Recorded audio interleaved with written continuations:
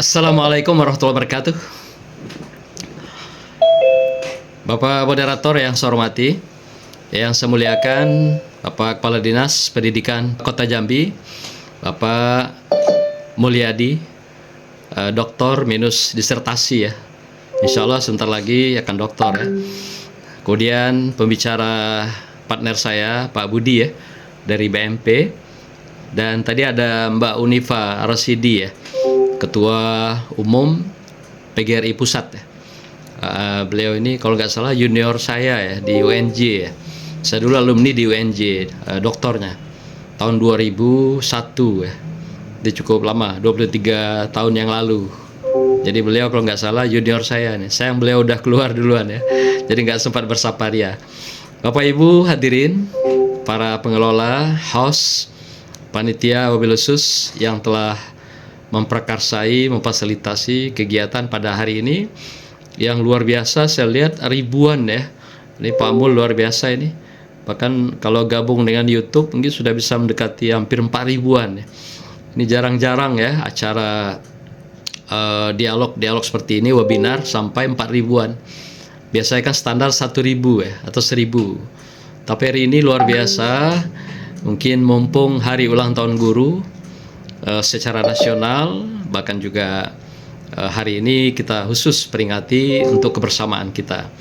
Tadi juga saya lihat ada yang ikut gabung bukan saja dari Provinsi Jambi, ada juga dari Kepri, dari Riau, Sumatera Barat, ada juga dari Jawa ya. Selamat bergabung semuanya.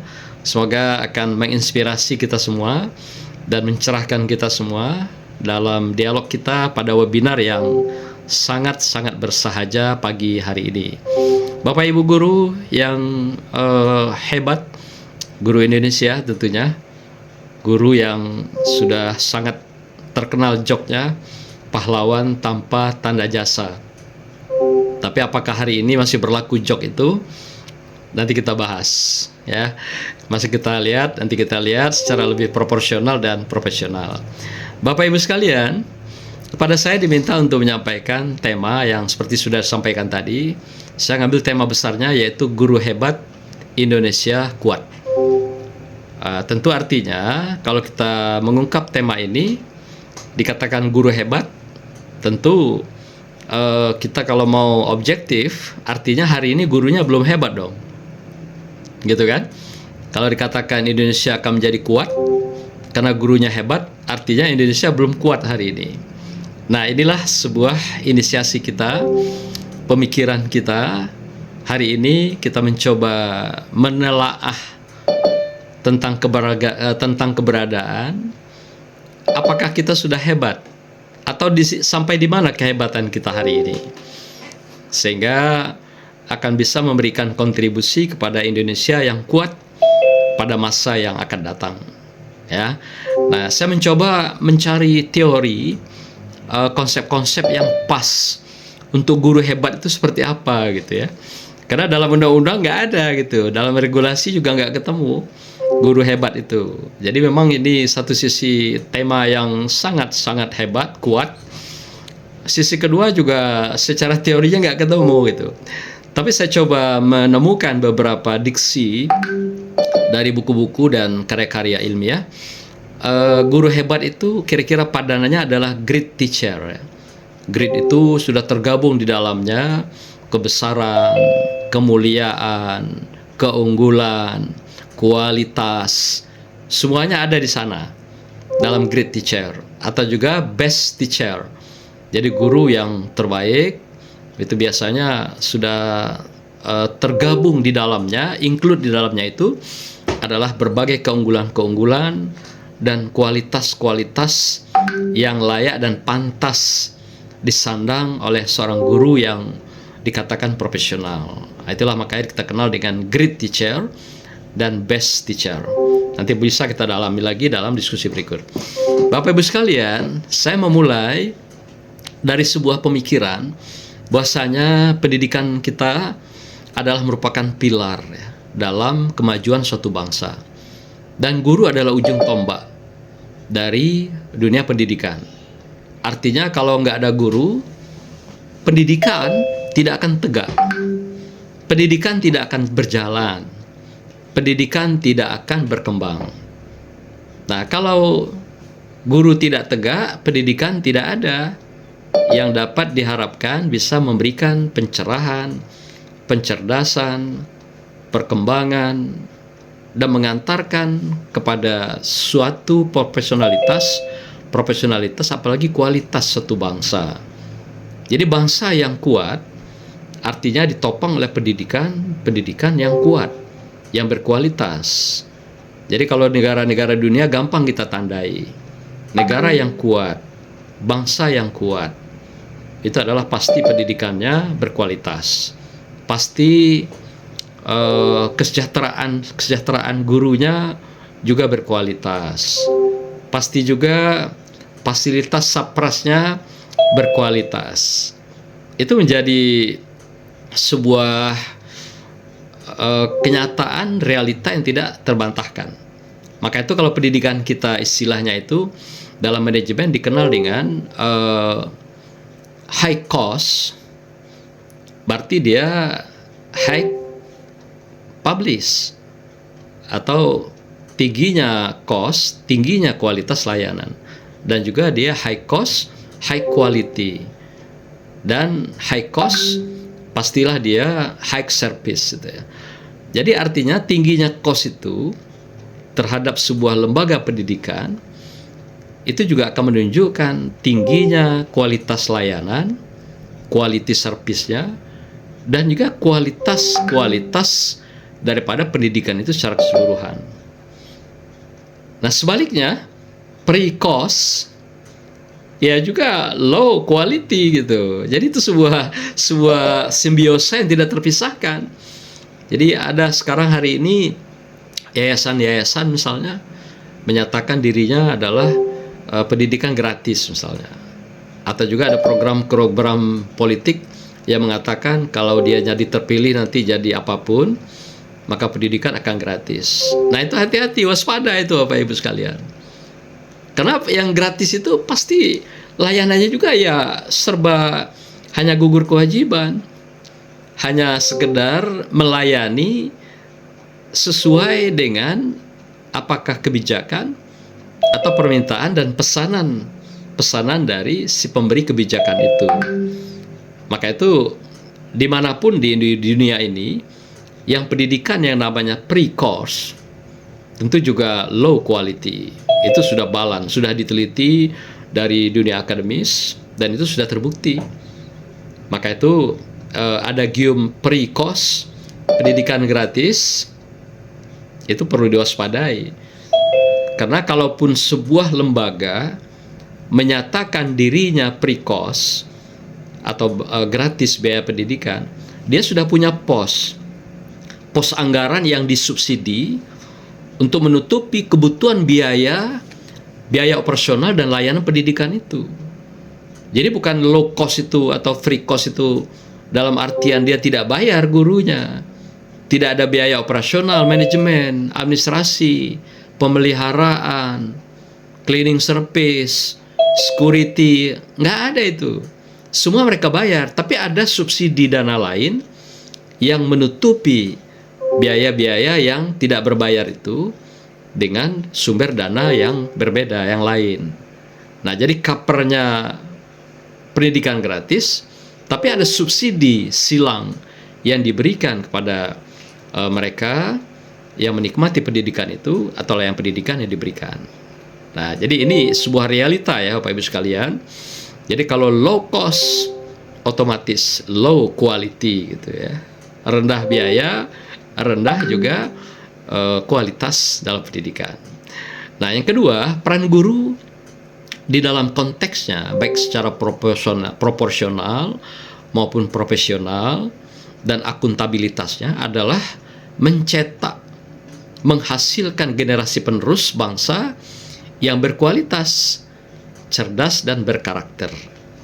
Nah, mana mungkin capaian Indonesia kuat kalau bangsanya, kalau peserta didiknya, kalau generasi yang disiapkan itu tidak berkualitas, tidak cerdas, tidak berkarakter, tidak akan bisa merubah wajah suatu bangsa, tidak akan bisa merubah sebuah negara atau masyarakat. Maka itu kenapa Indonesia ini selalu diberikan sebuah nama, yaitu under development countries, yaitu negara yang berada pada posisi terbelakang, berada tertinggal, negara yang terpinggirkan. Mengapa itu yang digelari kepada kita sebagai negara yang sedang berkembang? Dan itu juga karena dikondisikan oleh asing gitu, supaya kita tetap berkembang. Karena kita tidak mampu mengeluarkan bangsa kita, masyarakat kita mengantar menjadi mereka berkualitas, menjadi mereka cerdas, dan menjadi mereka berkarakter. Itu yang membuat kita berada dalam under development countries, negara yang masih berada pada posisi terbelakang.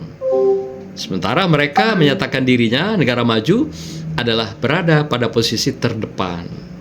Nah, sangat paradoks ya antara kita dengan mereka. Mereka dibikin adalah negara-negara terdepan, negara maju. Tapi ya dalam faktanya seperti itu. Apa yang menjadi bingkai daripada mereka sehingga berani menyatakan dirinya negara maju dan terdepan adalah salah satunya adalah kekuatan mereka pada pendidikan. Nanti kita lihat bagaimana mereka menghargai pendidikan itu sehingga mereka berhak berada pada posisi terdepan atau negara maju itu. Yang ketiga, Bapak Ibu sekalian, Indonesia yang kuat hanya dapat terwujud jika didukung oleh guru-guru yang hebat. Nah, hebat artinya mereka punya quality, kecerdasan, karakter yang kuat. Karena ini yang akan melahirkan anak-anak regenerasi ke depan menjadi generasi-generasi yang dikatakan generasi emas pada tahun 2045 yang akan kita capai ke depan. Tentu perlu guru-guru yang betul-betul berkualitas, cerdas, berkarakter, kemudian di samping dia berdedikasi dan menjadi orang-orang yang profesional. Jadi bukan profesional atributnya, tapi betul-betul profesional dalam actionnya. Jadi hari ini kan kita lebih banyak profesional dalam atribut, dalam teori. Tapi realitinya kita masih merasakan terjadi sebuah gap yang cukup jauh antara teoritik dengan fakta-fakta realitik yang ada gitu ya. Jadi profesional masih sangat-sangat kita dambakan dalam kehidupan kita. Seperti guru kita hari ini kan ada sekitar 3,3 juta yang baru tersentuh untuk mendapatkan profesionalitas itu paling hanya sekitar 1,1 maksimal 1,2 juta guru. Jadi kalau tadi Mbak Unipa bilang baru 60% yang tersentuh, kalau saya lihat belum sampai gitu. Paling baru 35%, paling tinggi 40% yang tersentuh profesionalitas itu. Kalau lihat dari data ya, lihat dari data. Karena baru 1,1 atau 1,2 juta orang. Nah, sementara sisanya masih banyak sekali yang belum mendapatkan penghargaan profesionalitas itu. Artinya kalau saya lihat masih ada sampai 70-75% ya, atau 70 atau 65% yang masih mendambakan profesionalitas itu. Baik perlakuan, kesempatan, sampailah pada penghargaan. Itulah profesionalitas yang didambakan oleh mimpi-mimpi kita sebagai guru pada hari ini. Bapak Ibu sekalian, guru-guru hebat di tanah air, kita perlu tahu ya, dalam konteks hari ini, guru hebat itu apa sih sebenarnya? Nah, kita setidaknya mencoba mencatat ada 7 pilar ya, guru hebat itu yang bisa dikatakan sebagai orang yang terdepan ya, yang kita mimpikan, yang kita harapkan ke depan. Walaupun sekarang kita sedang menuju kepada capaian guru hebat itu, setidaknya inilah yang menjadi syarat ya untuk kita mencapai guru hebat itu. Apa itu? Pengetahuan kita luas. Artinya di tengah era globalisasi, digitalisasi, di tengah era AI hari ini ya, yaitu artificial intelligence, maka guru tidak ada alasan lagi tidak menguasai teknologi. Karena dengan teknologi lah kita bisa memperluas wawasan itu, masuk ke mana-mana keilmuan. masuk ke dalam bingkai metodologi keilmuan, dan juga di samping mendalami keilmuan kita sendiri di bidang profesi kita masing-masing. Nah, ini sebuah keniscayaan yang tidak bisa diabaikan, tapi harus dicapai, harus dikejar, dan harus dikuasai dengan baik. Yang kedua, guru berintegritas, memiliki moralitas yang tinggi, jujur, amanat, dan bertanggung jawab.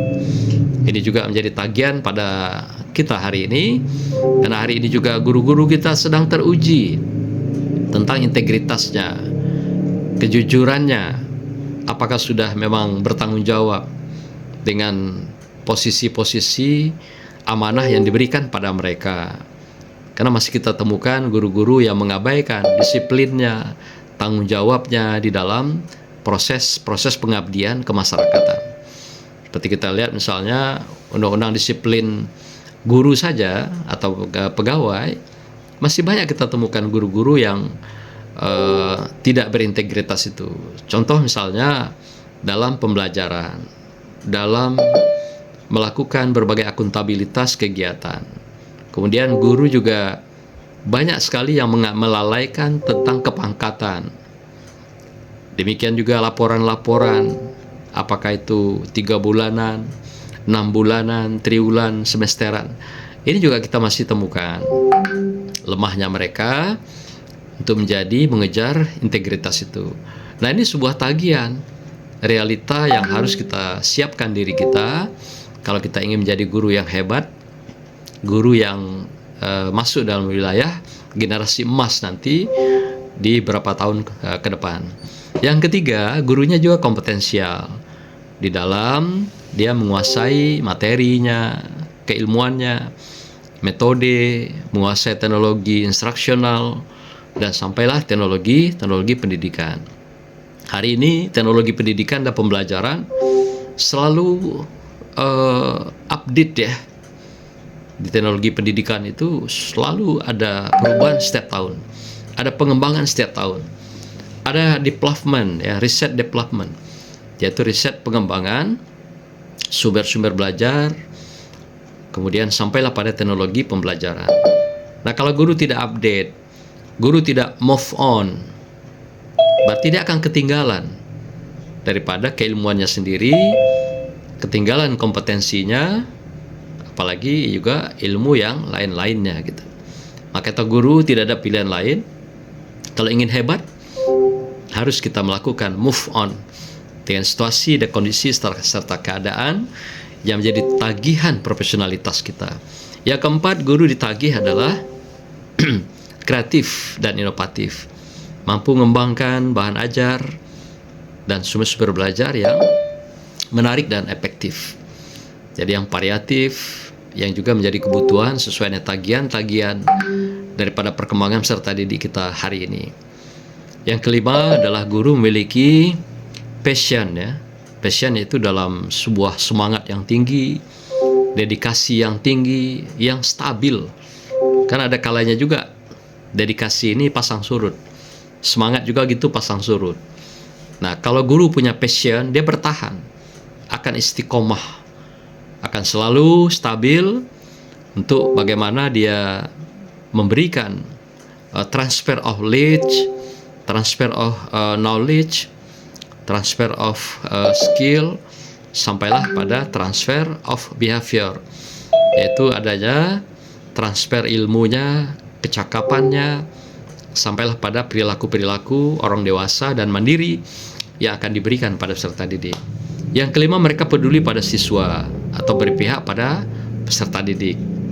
Hari ini ada kesan dengan undang-undang yang berlapis di dalam dunia pendidikan dan undang-undang anak, kadang-kadang guru kehilangan daripada spiritnya untuk menjadi penyangga di dunia pendidikan. Apa itu contohnya? Misalnya timbulnya rasa cuek dari seorang guru, apatis terhadap peserta didiknya. Karena kalau berlebihan nanti macam-macam orang tuanya. Ya, disimpan HP-nya, dibilang menggelapkan HP. Disuruh buka sepatu sendalnya, dibilang suruh menghilangkan sepatunya. Dicubit sedikit, malah dibilang mencederai. Jadi guru-guru kita sedikit banyak hari ini merasa ada juga kehilangan spirit untuk menegakkan pendidikan dan pengajaran itu. Mendidiknya itu sudah hampir juga tergerus di dalam diri seorang guru. Paling mereka hanya banyak ngambil peran pengajaran. Maka itu ada hasil penelitian hari ini, ada yang mengatakan sekolah-sekolah kita itu gagal melakukan pendidikan pada peserta didiknya. Tapi mereka hanya sukses melaksanakan pengajaran, yaitu transfer of knowledge. Transfer ilmunya dia sukses. Tapi ketika dia memerankan fungsi pendidik, mendidik, membangun moralitas, akhlak, kecerdasan, di sini sering mereka terbentur dengan keadaan, terbentur dengan lingkungan, terbentur dengan regulasi, terbentur dengan orang tua yang kadang-kadang galak dan garang, yang tidak menghargai dunia pendidikan dan guru. Ini perubahan yang signifikan yang terjadi hari ini. Sehingga mereka untuk tampil sebagai orang-orang yang katakan positif dan suportif di dalam dunia persekolahan, hampir-hampir juga itu tergerus keberadaannya bagi seorang guru. Nah, ini fakta ya yang tidak terbantahkan. Banyak sekali orang tua yang tidak terima anaknya ditegur, dimarahin gitu. Beda orang-orang tua dulu ya. Kalau orang-orang tua dulu ketika anaknya itu bermasalah di sekolah atau bikin masalah, guru ngambil tindakan, orang tuanya mendukung. Malah dikasih kayu, dikasih mistar, dikasih rotan. Ini Pak, ini Bu, kalau anak saya nakal, pukul pakai ini. Sampai begitu. Artinya ada keikhlasan orang tua melepaskan anaknya itu dengan diserahkan pada guru untuk dididik dan diajar. Nah, tapi hari ini dimensi pendidikan itu, mendidik itu, orang tua pun tidak memahami dengan baik. Sehingga terjadi, saya lihat jurang yang cukup jauh antara harapan orang tua sekolah mendidik dengan perilaku guru di sekolah ketika dia mendidik. Ini akan sangat kita rasakan hari ini. Luar biasa, nilai-nilai dimensi pendidikan itu atau mendidik itu relatif tergerus, bahkan juga hilang di dunia pendidikan kita. Sehingga hasil penelitian ini banyak mengemukakan pendidikan kita hari ini gagal melaksanakan fungsi mendidiknya di dalam lingkungan sekolah kita. Nanti boleh kita dialog ya, Bapak Ibu rasakan atau tidak tergerusnya dunia mendidik itu ya di tengah sekolah atau di kalangan para guru. Nah, terakhir Bapak Ibu, kita menjadi guru hebat, terus belajar, melaksanakan, update dan move on ilmu-ilmu kita agar kita tidak ketinggalan dengan peserta didik kita, anak kita. Anak-anak hari ini, anak PAUD itu hidup di dunia maya, digital. Dan Bapak Ibu dengan AI, anak-anak kita tinggal panggil.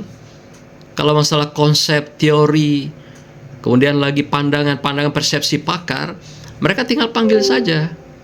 Misal mereka mau tahu tentang katakan moralitas, teori moralitas, dia panggil aja dari Google, itu langsung keluar moralitas adalah ini, tokohnya ini, ajarannya, konsepnya adalah ini. Gampang sekali. Nah, bayangkan kalau Bapak Ibu tidak update, tidak move on dengan dunia hari ini dengan teknologi, Bapak Ibu akan dipermalukan di kelas. Bapak Ibu akan keluar kelas tanpa kehormatan, tanpa kemuliaan. Filosofi seorang guru, barang siapa yang mengajar tanpa persiapan dan perencanaan, maka siap-siaplah dia keluar kelas tanpa kehormatan, kewibawaan, dan kemuliaan. Hati-hati. Masuk kelas, Bapak Ibu harus siap. Maka itu, teknologi hari ini sudah sangat membantu kita semua. Tidak perlu lagi dengan bekal buku yang sudah lusuh, yang sudah puluhan tahun Bapak Ibu punya. Bapak Ibu tinggal ambil di PDF drive, ya. Nanti di situ akan keluar jutaan buku. Gratis. Jadi Bapak Ibu tinggal hari-hari ini buka HP atau laptopnya, itu langsung tinggal kita bisa move on. Jutaan buku PDF Drive itu gratis, dan link-link yang lain.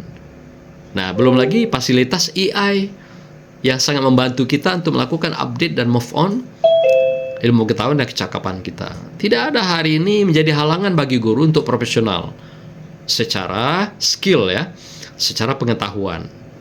Nah, memang pada sisi kedua penghargaannya yang memang belum profesional saya lihat ya. Tapi kalau sisi fasilitas untuk kita menjadi seorang yang profesional, tidak ada alasan, tidak ada hambatan. Semua kita bisa lakukan. Kita lanjut ibu-ibu sekalian. Nah, seperti apakah profesionalitas guru Indonesia hari ini? Profesionalitas guru Indonesia hari ini, saya mencatat ada 5 hal. Pertama, masih ada kesan dalam dunia keguruan kita itu, tagihan pada guru itu seperti beban pada pekerja, pada karyawan gitu. Tapi bukan tagihan pada profesional. Coba lihat misalnya, kita diminta menyiapkan laporan, kemudian menyimpan semua arsip secara administrasi. Pada sekarang kan arsip sudah bisa dengan big data, disimpan di PDF Drive, di email, di beberapa tempat yang ada di fasilitas internet. Itu sudah sangat-sangat bagus hari ini. Tapi sekarang kita masih ada yang masih menagih laporan-laporan yang sifatnya hard copy, masih di print, masih dijilid yang bagus. Itu udah nggak dipakai lagi sebenarnya hari ini. Belum lagi laporannya berlapis-lapis. Ada laporan untuk tunjangan, ada laporan untuk gaji, ada laporan lagi untuk uang makan. Nah, bayangkan itu ya. Jadi berapa banyak lapisan laporan yang disiapkan, yang ditagih, tidak lagi memuliakan mereka sebagai profesional, tapi sudah pekerja.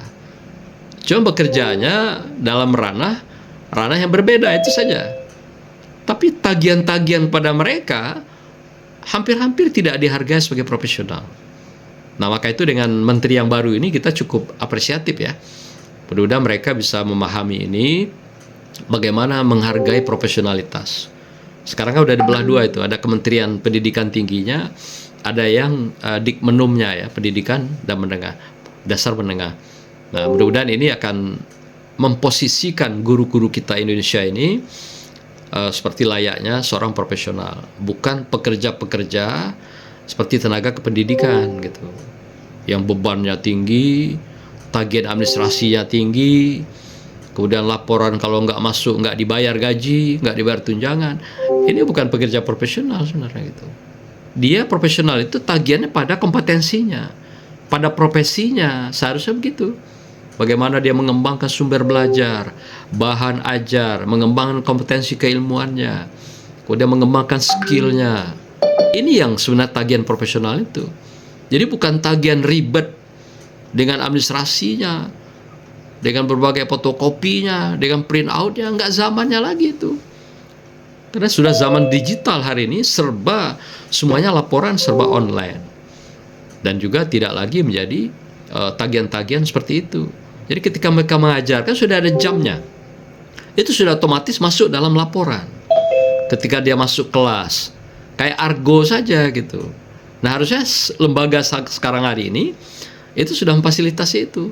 Ketika dia masuk kelas di jam yang sudah ditetapkan, otomatis itu kayak anak-anak kita sekarang yang ujian CAT gitu ya. CAT itu ujian langsung keluar di komputernya. Nah, harusnya guru juga seperti itu. Ketika dia melakukan tugas-tugas kewajiban keguruannya secara profesional, dia nggak perlu lagi bikin laporan, foto, kemudian ngetik lagi dengan online segala macam, atau juga dalam bentuk offline. Ya, seharusnya itu sudah online, langsung akses. Buat jam sekian dia ngajar, track, masuk udah hitungannya. Jam sekian dia lagi melakukan pengabdian, masuk lagi. Jam sekian dia melakukan pembinaan pada siswa, masuk lagi. Kemudian dia ikut kegiatan seminar, otomatis masuk. Harusnya begitu. Jadi penghargaan profesional itu dia sudah langsung betul-betul serba digital. Nah, kita mimpikan itu ya. Dengan pemerintahan yang baru ini, guru-guru kita betul-betul dihargai secara profesional keberadaannya, dan juga dihargai dalam kesejahteraannya dengan profesional. Yang kedua, guru kita hari ini belum sepenuhnya bergantung hidup dengan profesi keguruannya. Kenapa itu? Ya karena rendahnya penghargaan profesional itu. Nanti kita lihat angkanya. Di negara ASEAN saja, ASEAN itu kan negara kita itu, ya lingkup kita. Jangankan bicara Asia gitu, jangan lagi Eropa, Cina, Jepang, sampai ke Amerika, itu jauh sekali perbandingan kita dengan mereka. Nah, jadi kita apresiasi lah sebenarnya penghargaan yang diberikan pemerintah, ya akan menaikkan. Berarti artinya pemerintah sudah mulai sadar bahwasanya kita itu dihargai sangat rendah. Kalaulah bukan kita itu panggilan hati nurani sebagai pendidik yang profesional, kita lebih banyak tidak akan bertahan di dunia keguruan itu. Maka itu dari awal kita pasang niat, guru itu bukanlah target material, tapi adalah target pengabdian, keikhlasan, dan juga mendapatkan keridhaan ilahi. Inilah yang membuat kita akan bisa bertahan eksis dengan profesi ini gitu. Sehingga keluar joknya bahwa guru itu adalah pahlawan tanpa tanda jasa. Tanpa tanda jasa itu gak dihargai, artinya kan begitu. Padahal dia pahlawan, diakui, tapi jasanya gak dihargai gitu. Nah, inilah jok-jok yang diberikan pada guru. Nah, apakah hari ini masih relevan dengan jok itu? Tentu saya kira tidak. Dunia berubah, kebutuhan berubah, dan gaya hidup juga berubah. Maka itu gaya profesional pun, penghargaan profesional pun semestinya menyesuaikan dengan keadaan zaman yang terjadi. Yang ketiga, jalan panjang berliku-liku untuk menuju profesional itu. Bayangkan saja misalnya kalau Bapak Ibu ingin mendapatkan tunjangan profesi kehormatan misalnya, kan sudah dirasakan ya, bagaimana liku-liku dilewati ya, berapa biaya yang harus dikeluarkan. Nah, belum lagi masuk dalam sistem itu antriannya panjang. Enggak langsung daftar, langsung masuk, enggak. Kan bertahun-tahun juga gitu.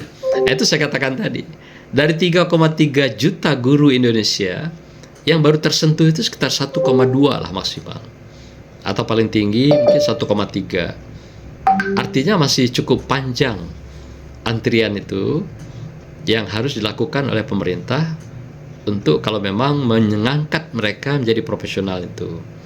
Nah, tentu mungkin pertimbangan adalah pada aspek biaya lagi. Kalau sekaligus kan tentu juga biayanya belum tentu terjangkau, kemudian juga tidak sanggup sistem dalam memberikan apresiasi untuk jumlah yang begitu besar.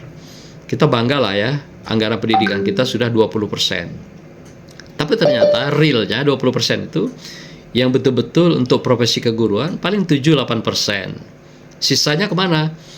Ya ada ke sapras, pemeliharaan, sampailah pembangunan, sampailah pada pengadaan. Kesana perginya. Jadi besaran 20% itu kalau kita lihat secara real paling 7-8% saja yang memang menyentuh dunia SDM-nya gitu. Nah, ini juga tantangan bagi kita di Hari Guru ini untuk sama-sama kita mengkritisi keberadaan dunia kita gitu kan. Nah, yang keempat, alur karir juga guru lebih banyak kadang-kadang tidak jelas. Ya, ketidakjelasan itu kita lihat. Dikit sekali guru yang sampai pangkatnya 4A. Padahal kan kalau aturan itu jelas, mereka boleh terus naik minimal 4 tahun, minimal 2 tahun, sampai 4 tahun. Tapi kenyataannya apa? Ada yang sampai pensiun, mereka paling bertahan paling tinggi di 4B. Tidak mampu menyentuh, menerobos karirnya itu sampai ke jabatan yang lebih tinggi fungsionalnya. Nah, ini menunjukkan bahwa begitu ketatnya ya, untuk menjadi seorang guru itu bisa kalau alur karirnya itu jelas dan terukur. Itu masih kita rasakan hari ini menjadi tantangan besar. Terakhir, profesi yang belum mendapat tempat terhormat. Nah, namanya profesi, namanya profesional. Guru adalah seorang profesional yang fungsinya mengajar dan mendidik di lembaga sebuah sekolah. Tapi apakah mereka sudah dihargai secara profesional dengan profesinya, dengan terhormat? Nah, ini kita masih pertanyakan. Ya, bagaimanapun ini tantangan bagi kita, bagi bangsa ini untuk menjadi Indonesia yang kuat, yang tentu didorong, didukung oleh guru yang hebat.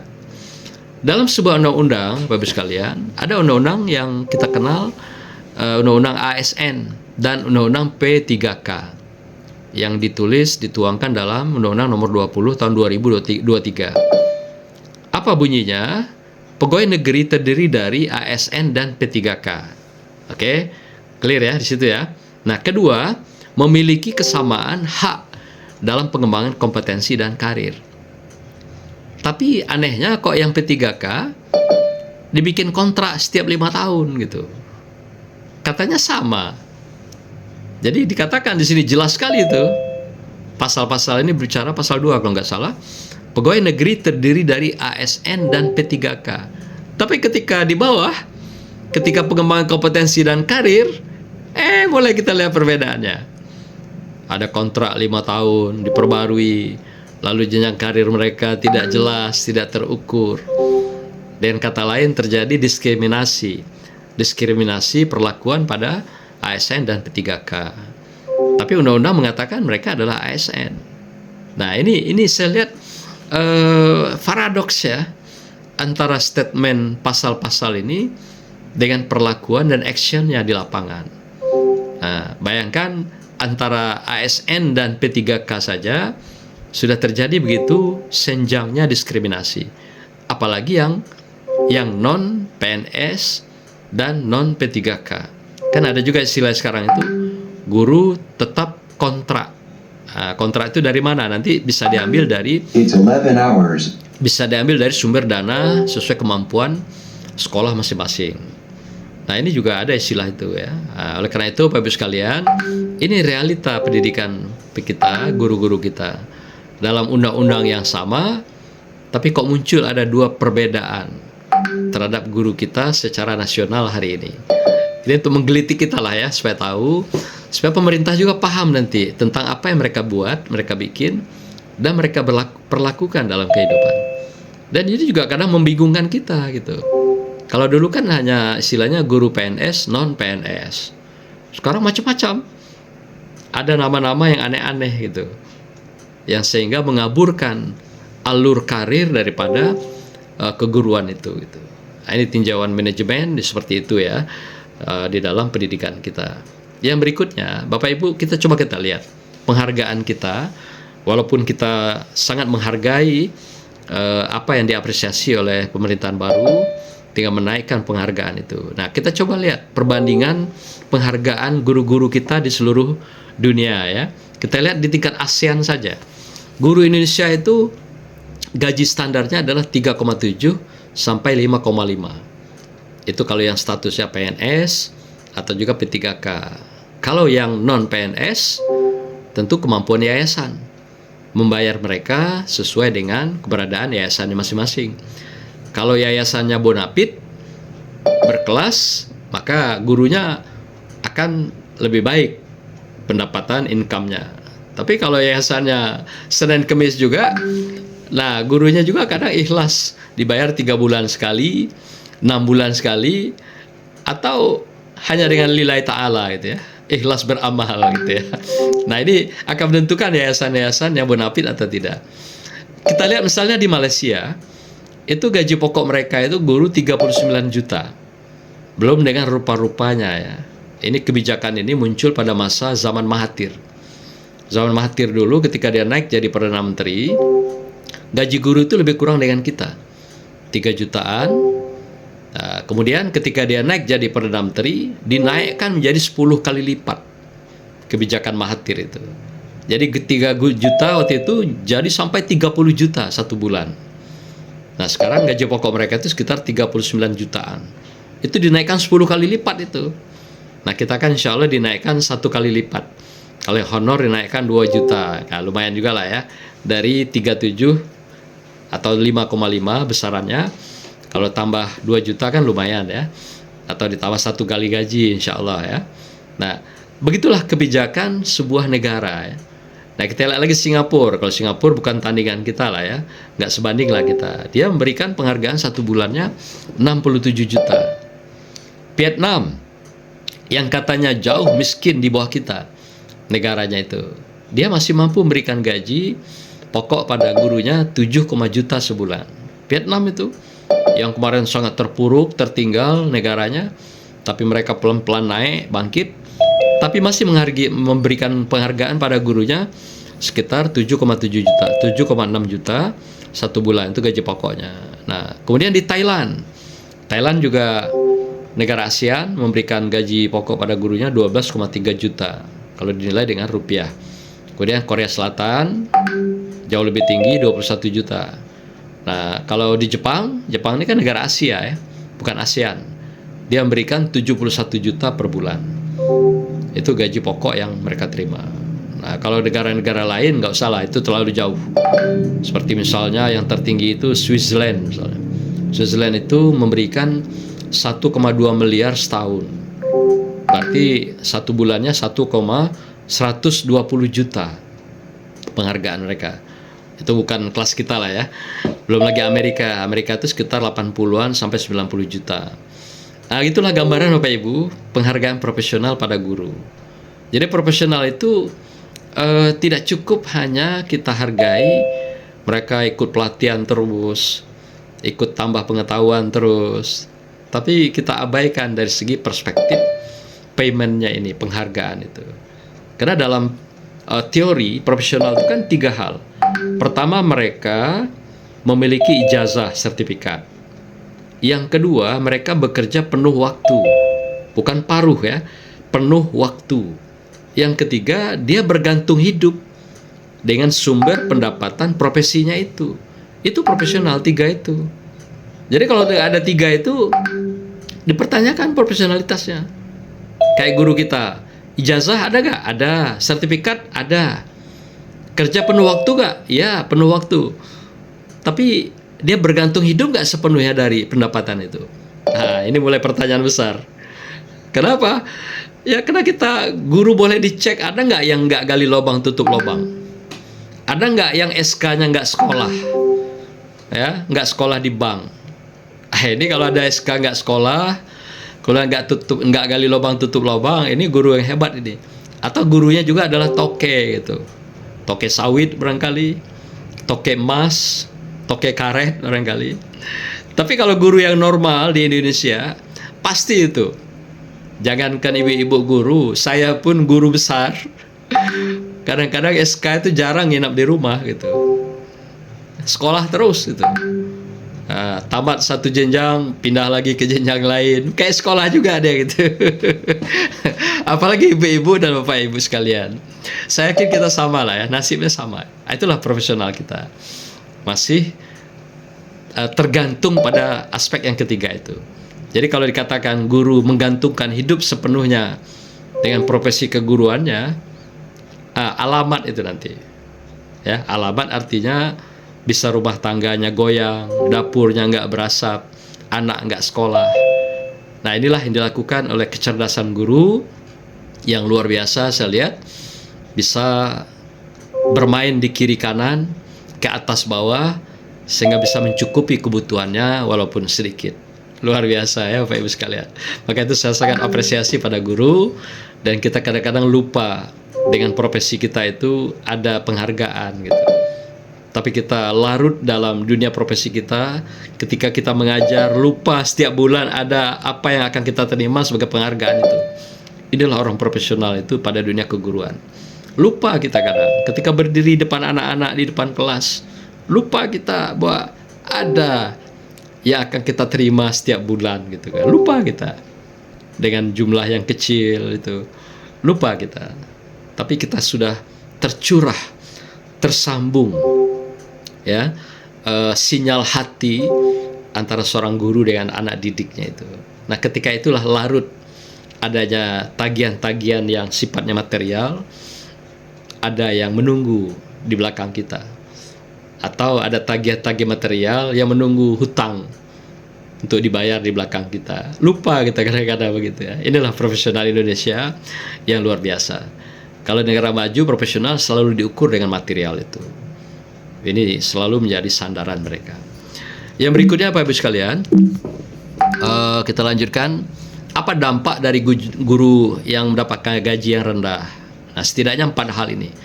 Dari hasil riset yang ditemukan dalam dunia pendidikan atau manajemen pendidikan, akan memperlihatkan dedikasi dan motivasi yang rendah. Ya, ini tidak terbantahkan ya. Karena kita biasanya tanggal 5, tanggal 7 udah selesai itu gaji itu. Nah, ini juga yang 8 sampai ke atas gimana? Nah, itu mulai menurun tuh. Jadi awal bulan itu naik semangatnya, dedikasi dan motivasi. Tapi sampai 10 ke atas mulai declining. Nah, declining itu masa penurunan gitu, penurunan dedikasi. Karena sudah tinggal nutup lubang gitu. Kalau di awal tadi dia betul-betul lubangnya tinggi ya, tertutup dengan baik. Nah, sekarang lubangnya mulai digali lagi pelan-pelan. Nah, di ujung bulan mulai lagi kita berharap akan mendapatkan penghargaan pada bulan berikut. Nah, begitulah. Ternyata berkorelasi antara dampak gaji itu terhadap dedikasi dan motivasi seorang guru. Yang kedua, kualitas pendidikan pasti rendah. Otomatis lah ya. Tadi di awal kita sudah ceritakan.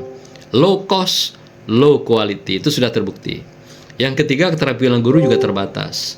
Ya, dengan dana terbatas, gimana mungkin mereka bisa untuk mengembangkan keterampilannya, skillnya, memperbaiki teknologinya, pembelajaran, menambah hazanah keilmuannya, melakukan benchmarknya. Tidak mungkin kalau dana terbatas. Kalau dari gaji mau digunakan untuk mengembangkan berbagai profesi-profesi itu, habis, tidak akan bisa menunjang keterampilan Bapak Ibu sekalian. Ini fakta realita yang kita hadapi. Nah, akibatnya apa? Guru bekerja tambahan, mencari nafkah tambahan untuk mencukupi kebutuhan bulanan itu. Ini dampak langsung yang terjadi ketika penghargaan itu rendah kepada profesi seorang guru. Berikutnya, bagaimana Indonesia kuat itu yang kita bayangkan? Ya, ini masih mimpi kita lah ya, Indonesia kuat itu. Arti sekarang belum kuat. Ya, oke. Habis? Sebentar lagi, Bro. 10 menit gitu, Bro. Oh, masih banyak itu, masih banyak ya, sedikit aja. Indonesia yang kuat itu seperti apa? Adalah bangsa yang berdaya saing global.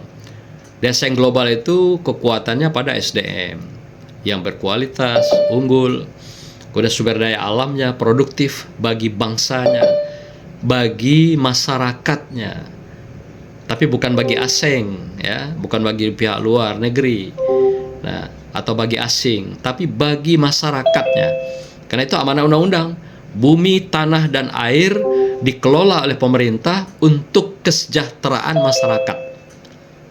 Nah, kalau ingin negara ini kuat, bangsa ini kuat, maka SDA-nya harus dikelola oleh pemerintah untuk masyarakat.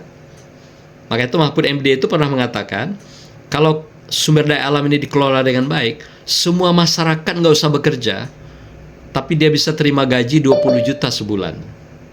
Bayangkan, kayanya kita itu. Nggak usah bekerja gitu. Kalau bekerja apalagi penghargaannya bisa lebih. Nggak bekerja saja, setiap masyarakat bisa digaji 20 juta sebulan.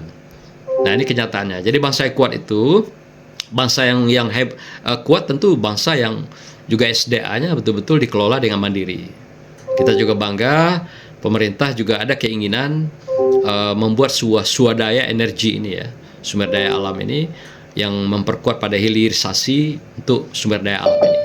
Kemudian penguatan pada iptek, imtak juga tentu menjadi sandaran kita, yaitu moralitas, akhlak, iman dan takwa di hadapan Allah SWT.